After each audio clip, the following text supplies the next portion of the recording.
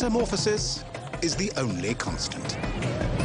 Over the 3 centuries of Dutch rule, the city prospered by trading spices, tea, sugar, and rubber. And prosperity brought the biggest change of all: people.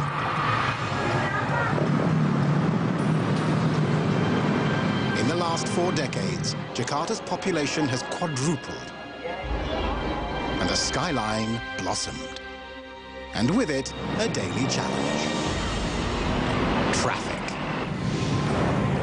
If you want to get anywhere in Jakarta, you better plan ahead. Jakarta's roads have a capacity of 1 million vehicles, but each day they carry 1.5 million cars, scooters, trucks, and buses. And more take to the streets every day. Every 24 hours, over 280 cars and almost 2,000 motorbikes are registered in Jakarta. On any given trip, motorists spend more than half their time stopped in traffic. When they do move, the average speed is 20 kilometers per hour.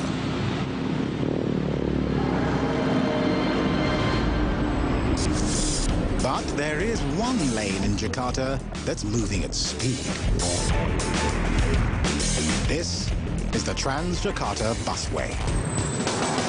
281 buses, 120 stations, and 97 kilometers of dedicated road track.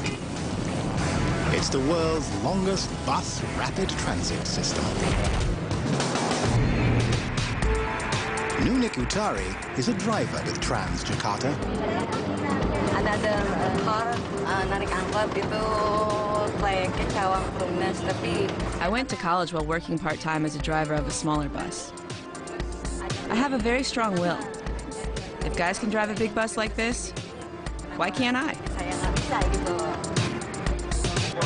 She's the face of the new Jakarta. Young, educated, and energized. Ya seneng lah karena istilahnya di reguler kita I melihat. feel happy because I see the motorists on regular lanes are stuck in traffic, while I'm riding without stops. Trans-Jakarta was built with its own dedicated lanes. No private cars or motorbikes allowed. For some, an empty lane is just too tempting. Kalau untuk penyeruput-seruput, ya itu kendala-kendala. One of the challenges of being a busway driver is dealing with motorists who cut off lanes. Kadang kendala lain yang kita tuh. Some would even try to get on our lanes, which is of course not allowed for private vehicles. Sebenarnya untuk busway kan itu Also pedestrians who cross streets not where they're supposed to and without looking where they're going. Despite the obstacles, the Trans-Jakarta is paying off. Since its opening in 2004, daily ridership has jumped from less than 40,000 passengers to over 200,000.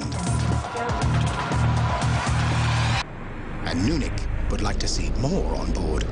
Himbauan saya kepada seluruh masyarakat Indonesia. My advice to Indonesians, it's better off to ride the busway rather than being stuck and wasting time in traffic.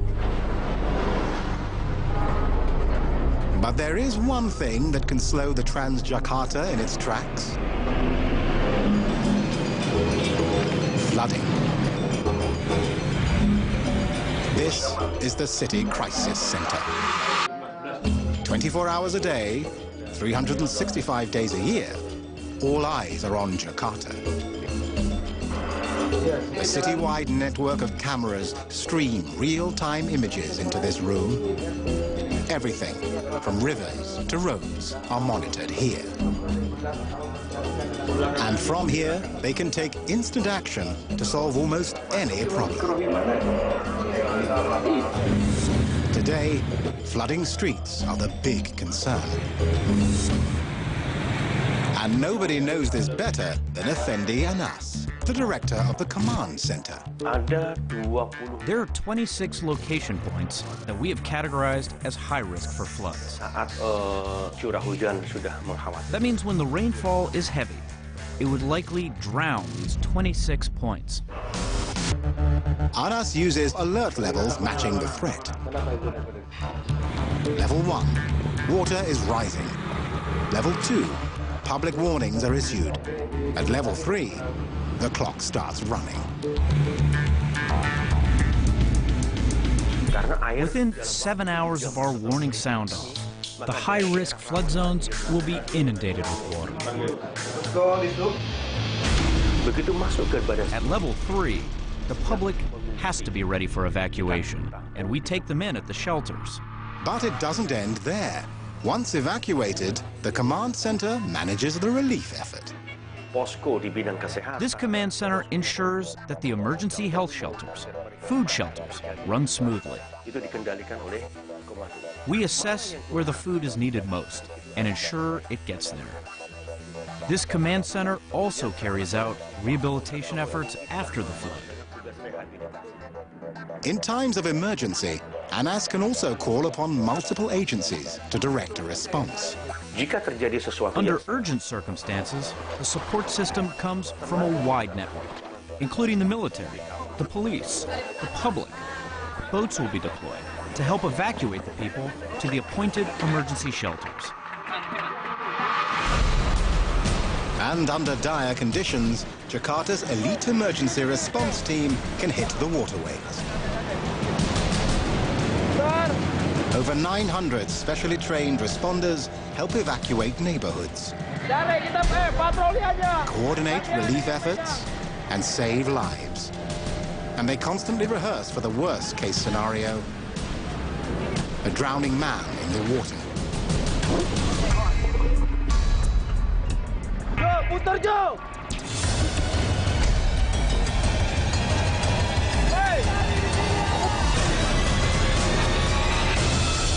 But today, this is just a drill, and the drowning man is one of their own. Today, no evacuations will be ordered, and nobody needs saving. The floods are only slowing the morning commute. And for Governor Fauzi Bowo, finding solutions to Jakarta's traffic and flooding are the biggest priorities. Infrastructure is certainly one of the main issues of the city of Jakarta that we need to improve.